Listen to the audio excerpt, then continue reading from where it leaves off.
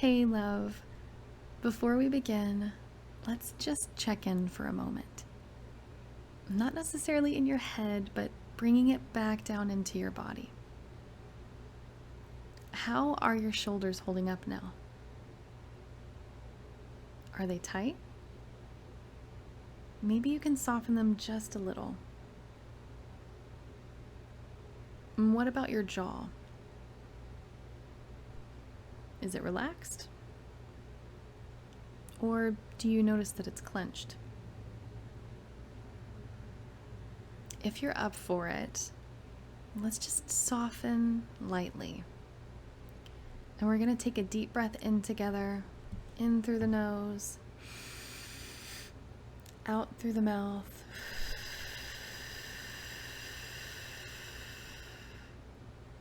One more, but we're going to sigh.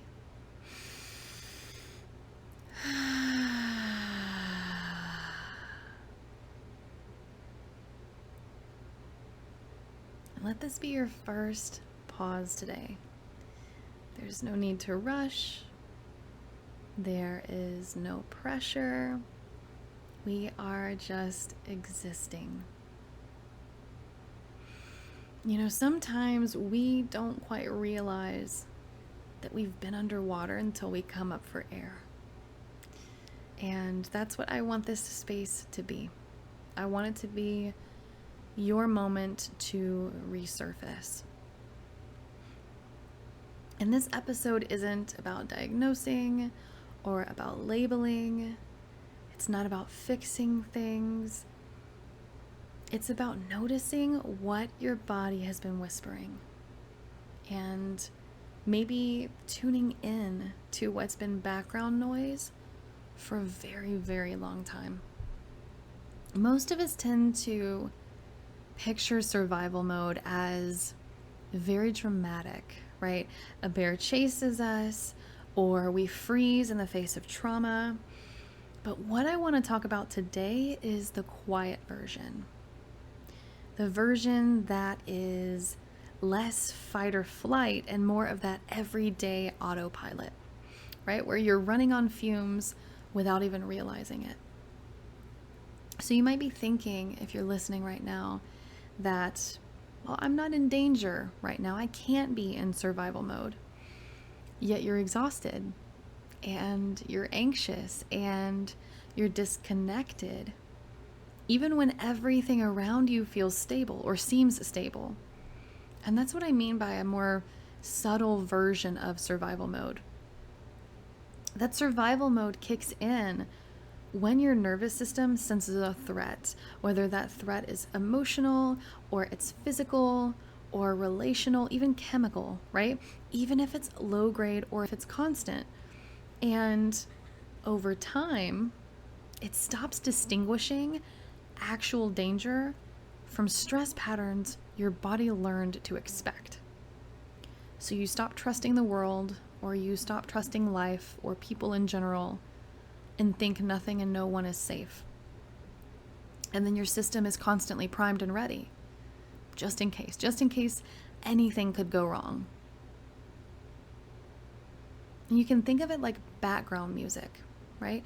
You turn on a song and it's really loud at first, but eventually you continue listening and you barely notice it, right? Until someone points it out, even though it's still playing in the background. And even if you forgot it was there, right? It's still affecting your mood. It's still affecting your energy, and it's affecting your focus. So that's what survival mode can feel like. It can feel like that noise that you don't even realize that you're listening to, right? And it drains your system over time. Being online like that, burning all of that energy, it drains you. Your body becomes weak, it becomes exhausted, and usually flared up with disease states and pain. And when your body is stuck in that low-grade survival state, you often tend to lose access to the parts of your brain and the parts of your body that are meant for rest, digestion, creativity, intimacy, healing, you name it. And then you can't relax when a part of you is still waiting for the next threat. You're still waiting for that other shoe to drop, right? So I want us to start to shift away from panic trigger thinking. And I want to invite you to recognize that survival mode, which can quietly hijack your life. Not just during the really intense moments, not just during the crises, but day after day. And once we see it, then we can work with it, right? We can acknowledge it, we can work with it and start to reframe things and make some changes. So let's surface some of the more unexpected signs that your nervous system may be stuck in that survival mode state, even if things around you don't look dramatic from the outside, or if they look normal, they look uneventful, right? So these are the little cues that creep in. They feel normal, and then they leave you wondering, well, why do I feel off all of the time? Why am I so tired? Why am I so anxious? Why do I have no motivation? Maybe I feel emotionally numb. So let's go through 5 of these quieter cues. So micro guilt, especially after resting. So maybe you sit down for 5 minutes to scroll on your phone, or you cancel a call in order to rest because you're just so overwhelmed and tired. And immediately, what happens? Your mind says, oh, you should be doing something more useful. You should be productive. You shouldn't be sitting here resting, right? That guilt is survival mode's whisper that rest is neglect. Rest is laziness. And when that rest becomes hard to receive, your system is stuck expecting demand and struggling to replenish itself. Another one is having that numbness, right? So you go through the motions, maybe you laugh at a movie, or you go out for a walk, or you spend time with someone you care about, but you don't feel anything, right? That pleasure feels distant, or it feels flat, as if your system has dimmed that fun switch, right? Because joy once felt unsafe or predictable, and your nervous system learned to equate those two things together. And so now, during experiences that would typically make you feel joyful, it numbs out those emotions to protect you. Reactive planning is another. So, you don't just plan for tomorrow, you're planning for plan A, B, C, D, in case anything goes wrong. You've got a backup of a backup plan, right? And that sense of ease in I'll handle whatever comes disappears.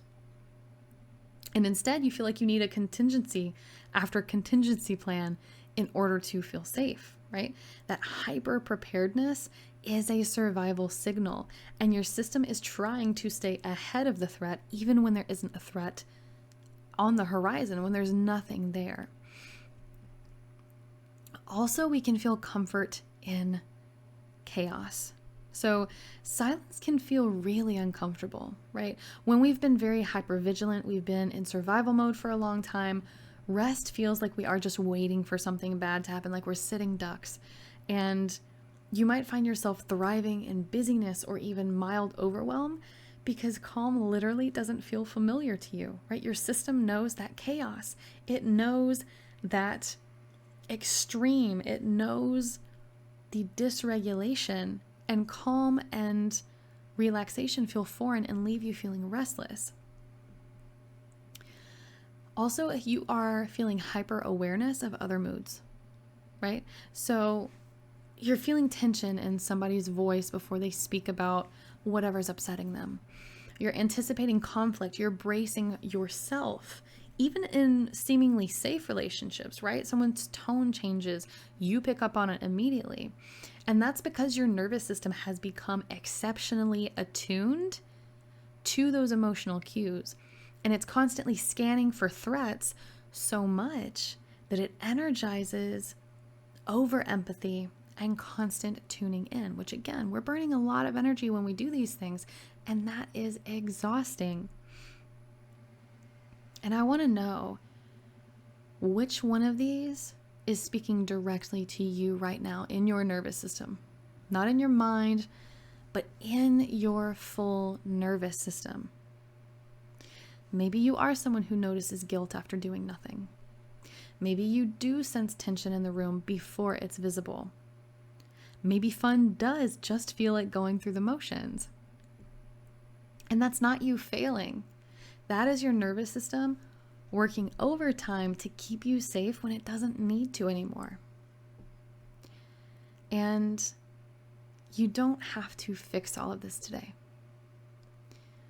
Not at all. But what if today, right now, you chose to just notice? Remember that naming it is creating space, right? And creating that space is where that healing begins. So here's a gentle invitation before we move on for you to just close your eyes for a moment and breathe deeply and let yourself be curious. What is my body telling me? What clue did I recognize that feels too familiar? And you don't have to do anything about it, right? Just be there, just notice. Give your brain and your body and your nervous system that space, that acknowledgement. So now that we've grounded in what survival mode is and how it can show up in your daily life without the really loud screaming alarms, we've named those quiet signals. We've named the awareness that sets the stage for the next part. And we're going to talk about why this pattern gets stuck and how to begin shifting towards safety again. But for now, just let that recognition land and realize that you are waking up to what has been running you under the surface. So let's talk about why survival mode stops feeling like a symptom and instead becomes your default setting. So most of us didn't grow up knowing what healthy rest looked like. If you're someone with burnout, anxiety, a chronic illness, more than likely safety was unpredictable in your childhood, whether it was emotionally, physically, or even relationally. Your nervous system learned to stay on, and it learned that survival was safer than stillness. So maybe you were the strong one in the family. Maybe you always were expected to help or to fix things or fix people or fix their problems. Maybe you were expected to hold space for everyone. Moods were probably all over the place, swinging left and right. Maybe you couldn't predict whether someone would be okay if you didn't step in. So your nervous system created that hypervigilance and over-responsibility as protective patterns. And those patterns worked, right? They kept you alive. They kept the peace. And they helped you feel needed. They helped you feel valued and in control. But over time, your system didn't learn safety through rest. It learned safety through performance, right? Safety through alertness, through caretaking. And that means that even now, as a grown woman, your body still expects the same demands, whether you are consciously aware of it or not. So your nervous system spent so much time building these shields, scanning for threats, staying turned on, that it started to normalize all of that. And it takes energy to relax, to be calm, to feel safe. So instead, your body thinks, well, let's stay activated and stay ready. And that's what allowed you to survive, right? But it also left you exhausted, and it left you disconnected and anxious and numb. And I want you to hear me when I say that your nervous system is brilliant. It knows what it's doing. So even though it's frustrating and it feels like it's malfunctioning and it's broken, Your nervous system learned safety through survival, not through stillness, which means it's not failing you. It is doing what it was created to do. And I want to point out that this also isn't about blaming yourself. It is not about pointing fingers at your parents or at your upbringing, at societal norms or conditioning or even your personality. This is about recognizing hardwiring that has been shaped by experiences, whether those experiences were big, small, anything in between. These things have taught your system that stillness equals risk. And maybe rest felt like abandonment in your past. Maybe emotions were unsafe to show. Maybe you learned that having needs meant you were going to be neglected. So your body adapted, right? It created these patterns to keep you safe in a very dangerous world. And you didn't choose those, right? You didn't consciously choose those patterns, but your nervous system did what it had to do. And now as an adult, the system still thinks that it's protecting you. It still thinks there is a dangerous threat long after that threat's likely passed.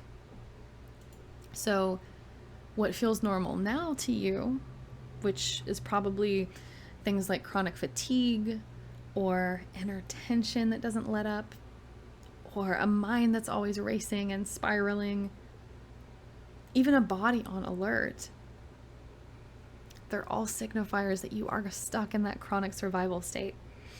And when you see that, when you acknowledge it, it loses its power.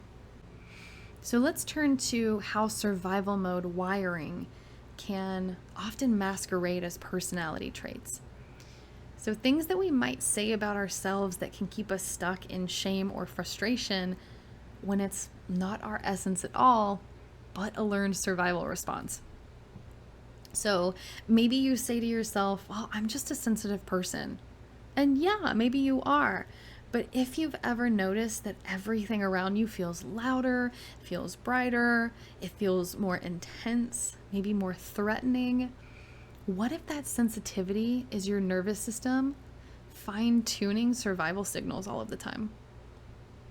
What feels like that high sensitivity might actually be an over-alert state that never turned off.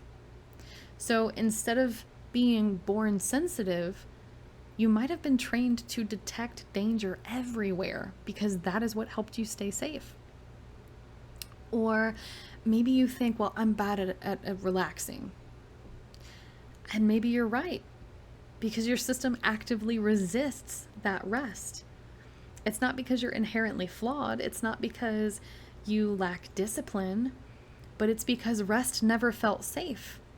And if your earliest experiences taught you that rest meant vulnerability, perhaps your needs got dismissed, or maybe your boundaries were violated. And then your system learned, if I'm still, I'm in danger. So relaxing triggers that internal alarm.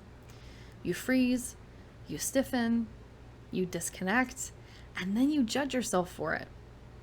But what if it were simply survival mode running on autopilot? Another common belief is that I'm just a fixer, right? Maybe you spend days solving problems, you're constantly taking care of other people, you're always trying to prevent conflict or discomfort. And on the surface, that feels like compassion and competence, right? But what if it's actually a pattern of hyper responsibility that was learned in childhood, where caretaking equaled safety? What if fixing that outer world was your way of keeping that inner chaos at bay? That, again, is survival adaptation.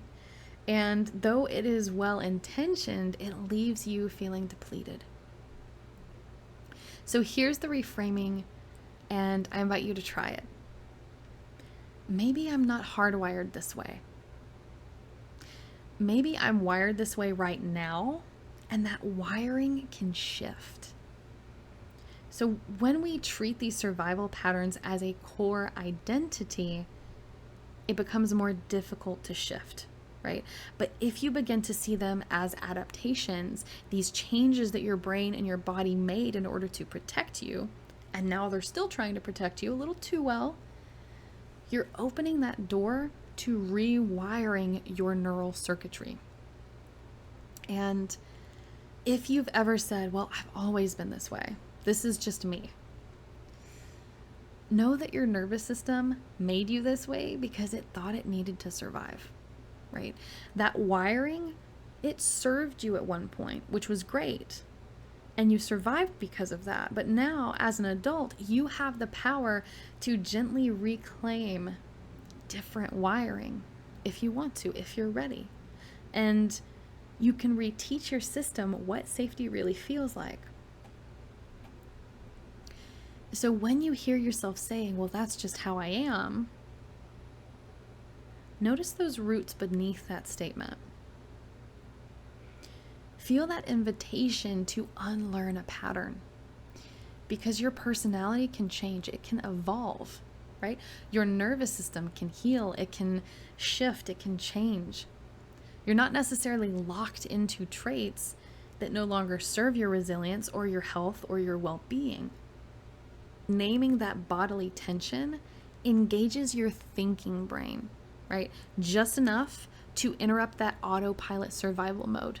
So it's drawing air back into that window of awareness. It's pulling you back into reality. And this naming is not about fixing the tension, right? It's about honoring its presence, about noticing it, right? It's giving your body that moment of recognition. You're saying, hey, I'm awake. I see you. I'm listening. And again, that creates space. And even the smallest space sends a message to your nervous system. Hey, I'm safe, and I am safe enough to notice, and I am here. I'm present. Now, the next one isn't about necessarily clearing your whole schedule or blocking out an hour of self-care, because most of us don't have that luxury in this day and age. But instead, picking one tiny cue, okay? A bell, a breath, a cup of tea, something that can mark a deliberate moment of nothing for you. Just one, and do nothing in that moment. So maybe it's the moment that you take a sip of coffee in the morning or tea, even for just 10 seconds. Savor it. Engage all of your senses. How warm is it? What does it taste like?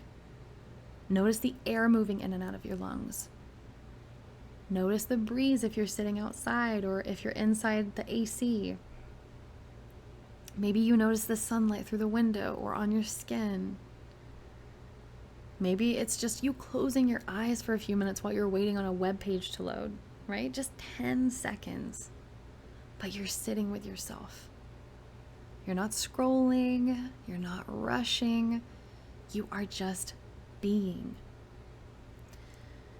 And over time, these little moments start to become anchors for your nervous system, rhythmic ones. And you're teaching your body what it's like to pause and to still feel safe, even for one breath.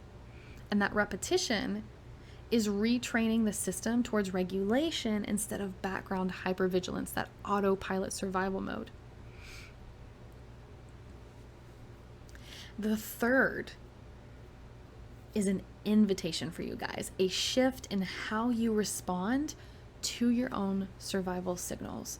So when your nervous system spikes towards that fight or flight, or it flattens into a freeze state, our typical reflex is to push, to resist, right? Get it together, snap out of it. But we're trying something different, okay? The next time you notice that anxiety or that agitation or the brain fog creeping in, try greeting it with a soft phrase like, I see you shutting down. You did this to keep me safe.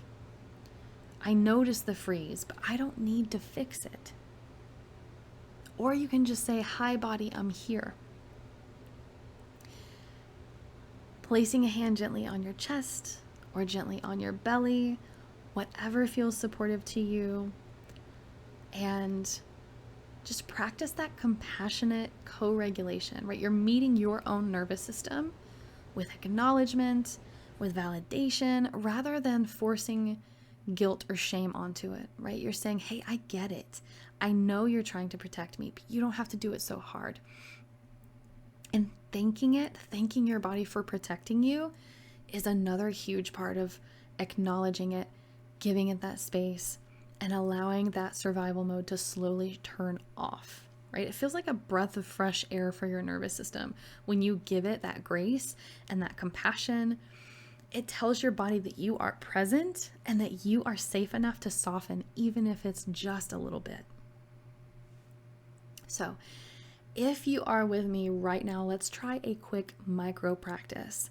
So I want you to place your palms together like you're praying, or the way you would press them to focus, and just push on them gently. And feel all of the muscles that engage in other areas of your body. Maybe you feel it in your chest, or your arms, or your hands. And feel that activation without movement. And just hold that for 5 to 10 seconds and slowly release. And then let your hands fall open by your sides, or you can rest them palm up in your lap. This is like an internal recalibration, right? You're reconnecting your muscle senses, your proprioception, and your presence, right? And when you release, your body is recognizing that safety and that presence and that grounding.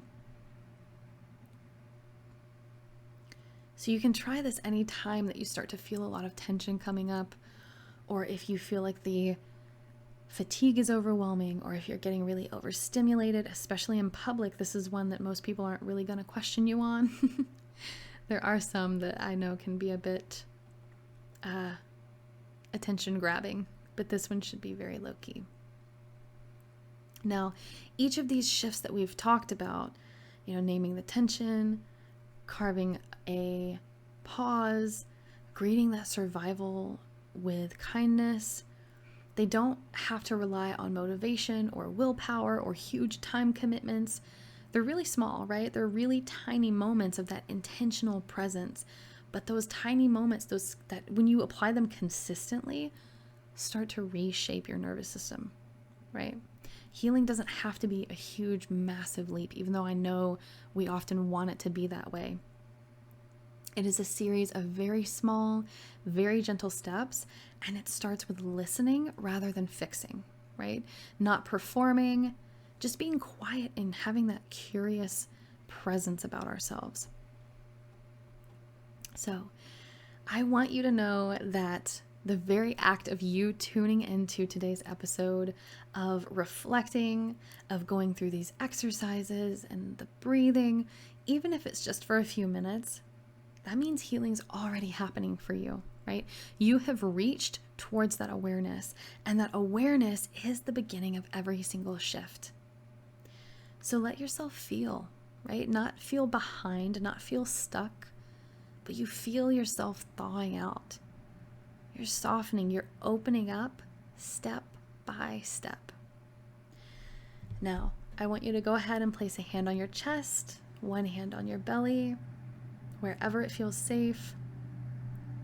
And we're going to take another deep breath in through the nose and out through the mouth.